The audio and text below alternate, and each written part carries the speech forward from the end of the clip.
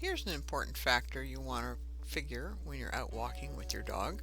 Given your dog's personality and what you know about how they handle events that happen in their world, how much time do you actually need to get that dog to a point where they can manage their behavior if a situation looks to be developing that they might get themselves into what you considered undesirable behavior?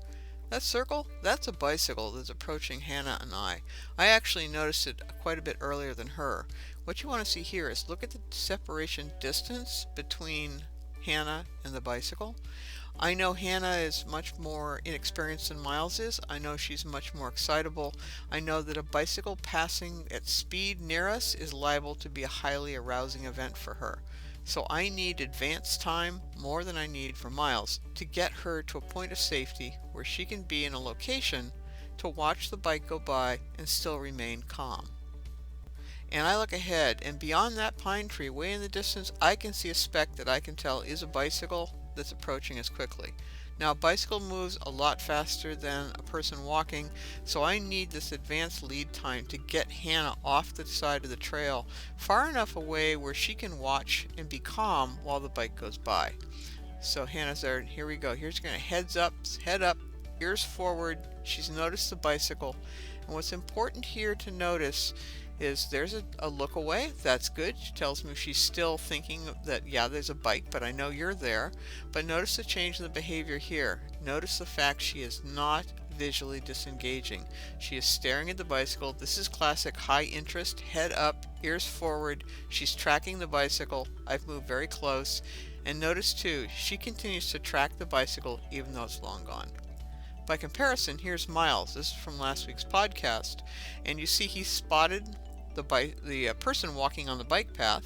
It's a long distance out, but you can see the same classic head up, ears forward. I noticed something.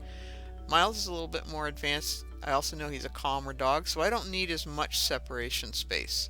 I do want to get him to a point where he can be far enough away where we can have someone walk by us and he's not so tempted to lunge forwards to say hi. So again, I need some separation time to get him to a point where he can watch this calmly.